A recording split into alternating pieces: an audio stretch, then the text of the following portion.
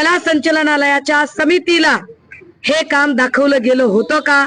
समितीने त्याला हिरवा कंदील दिला होता का? सदरील पुतळा हा बेढप दिसत आहे.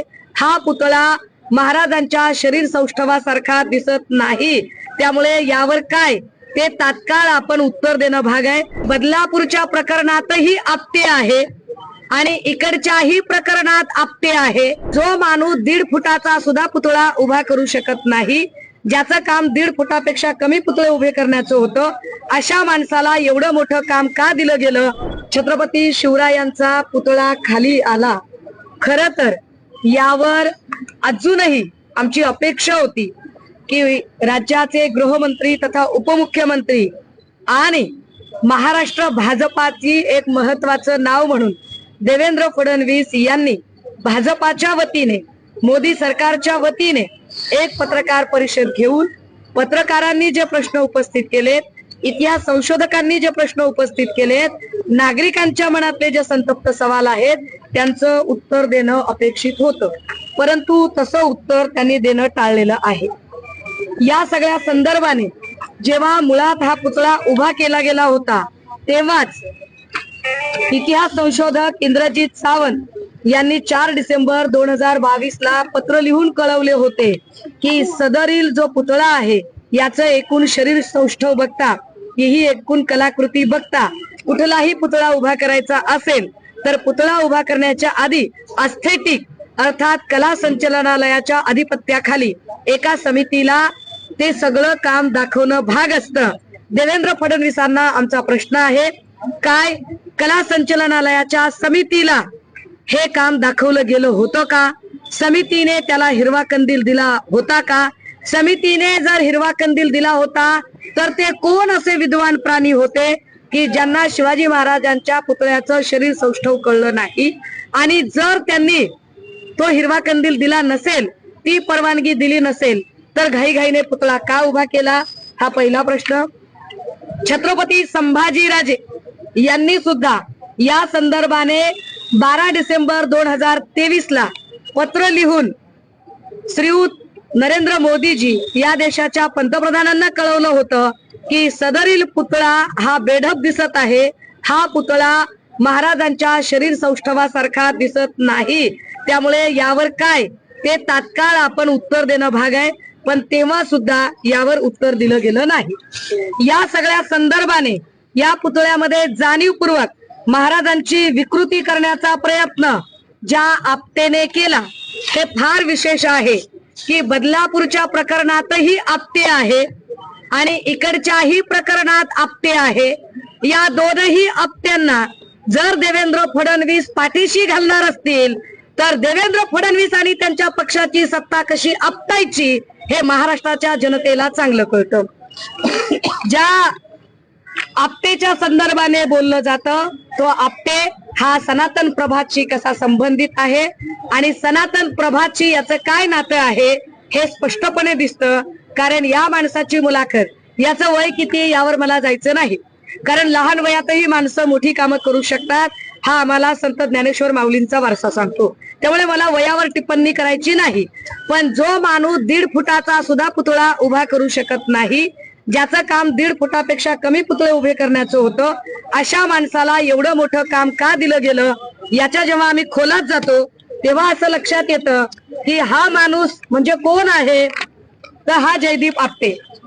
हा जयदीप आपटे सोबत नितेश राणे दिसत आहेत. नितेश राणेचा आणि जयदीप आपटेचा हा कुठला दोस्ताना घरात कुणी नसताना आहे ते सांगितलं गेलं पाहिजे.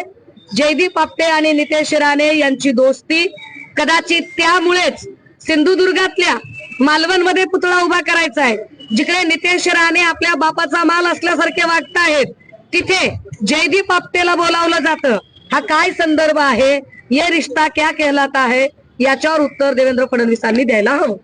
हे त्यांनी सांगितलं पाहिजे. या पुतळ्याच्या संबंधाने याचं विकृतीकरण करण्याचा प्रयत्न भाजपाने आणि विकृत जे सगळे मनुवादी आणि विकृत सनातनचे लोक आहेत त्यांनी काय पद्धतीने केला, त्याच्या काही जर सोशल मीडियावरच्या जर पोस्ट बघितल्या, हा इथे स्पष्ट पुतळा जयदीप आपटे आणि नितेश राणे, पुन्हा जयदीप आपटे आणि नितेश राणे एकत्रित, म्हणजे माझ्याकडे एक फोटो नाही की जयदीप आपटेचा आणि नितेश राणेचा काय संबंध आहे आणि म्हणून याला काम दिलं होतं का. एका अजिबात अनुभव नसलेल्या माणसाला महाराष्ट्राचं आराध्य असणाऱ्या शिवछत्रपतींचा पुतळा उभा करण्याचं काम कसं काय दिलं जाऊ शकतं. मी पुतळा उभा करणारे आणि ज्येष्ठ शिल्पकार असणाऱ्या भगवान रामपुरेजी यांना विचारलं की मुख्यमंत्री महोदय म्हणतात की ताशी 45 किलोमीटर वेगानं वारं वाहत होतं म्हणून पुतळा मोडकळीस आला. मुळात ताशी 45 किलोमीटरने वारं काय मालवणमध्ये पहिल्यांदाच वाहत होतं का. मी जरा आठवण करून दिली पाहिजे. हा तमिळनाडू मधला पुतळा आहे. हे ज्येष्ठ कवी आणि तत्वज्ञ तिरुवल्लन यांचा पुतळा आहे. हा पुतळा 130 फुटाचा आहे. हा समुद्रात आहे. हा 100 वर्ष होत आली आहेत आणि या पुतळ्याला अजून कुठेही डंख नाही. हा पुतळा अजूनही मजबूतीने उभा आहे.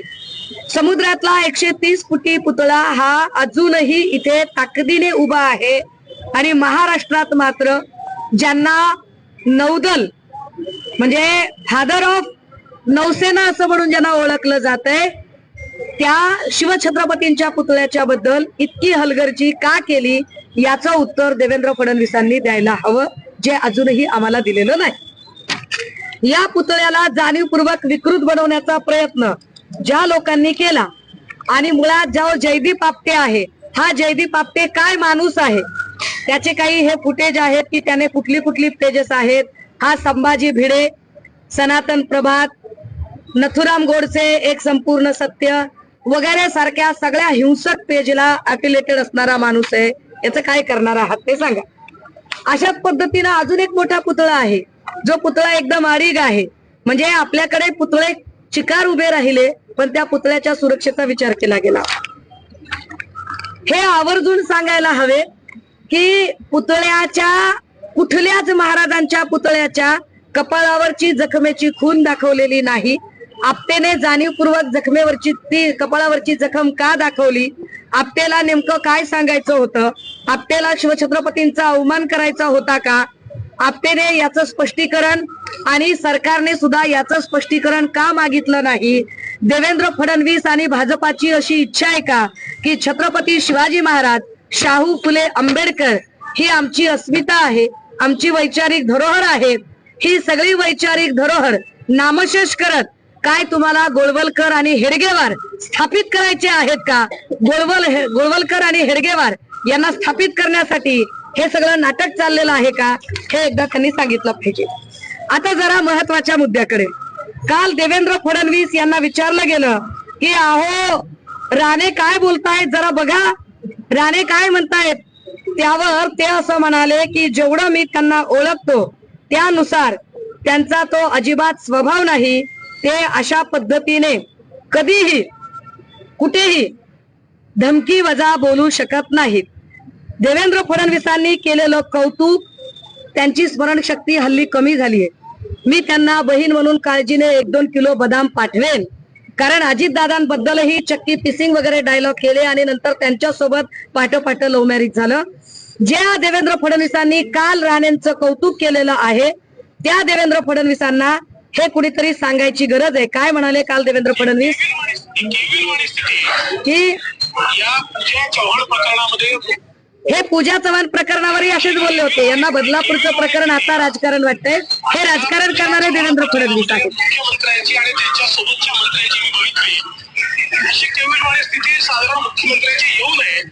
मी या प्रसंगाला अनुसरून हे सांगितलं पाहिजे की देवेंद्र फडणवीस म्हणाले की नाही राणे साहेब फार चांगले आहेत. ते किती चांगले आहेत त्यांची तारीफ स्वतः देवेंद्र फडणवीस साहेबांनी सभागृहाच्या पटलावर केली आहे. या अनुषंगाने एक चांगलं मोठं राजकीय भाषण केलं. पुष्कळ दिवसांनी विरोधी पक्षाच्या भूमिकेत राणेसाहेब आल्यामुळे खरं म्हणजे राणेसाहेब एक गोष्ट आपण विसरले.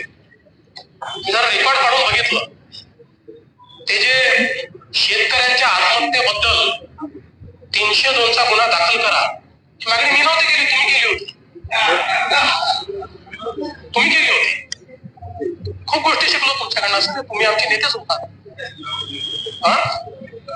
हे जे म्हणायचे तेच लावून धरायचो की नाही. त्याच्या मागे होतं कोण? आम्ही.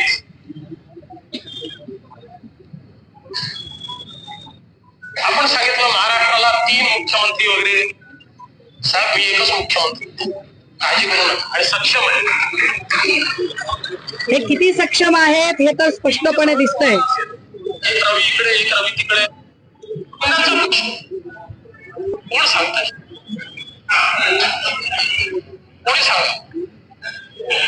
भाजप गुंडांचा पक्ष. आश्चर्य आहे. नारायण राणेंनी सांगायचं भाजप गुंडांचा पक्ष आहे. फडणवीसांनी राणेंवरचे सगळे गुन्हे दाखवायचे आणि ते फडणवीस काल कौतुक करतात. काय तुमची दुसरी मागणी होती? अंकुश राणेंचं काय झालं? तुमची मागणी होती काय काय बाबा? जाऊ दे, एवढ्या मागण्या कशाला करायच्या? स्पीकर नाही, मला माहिती होते तुम्ही मागण्या करायची त्यावेळी मी त्याच्यात फार. आणि आता तुम्ही सांगायचं भाजप गुंडांचा पक्ष.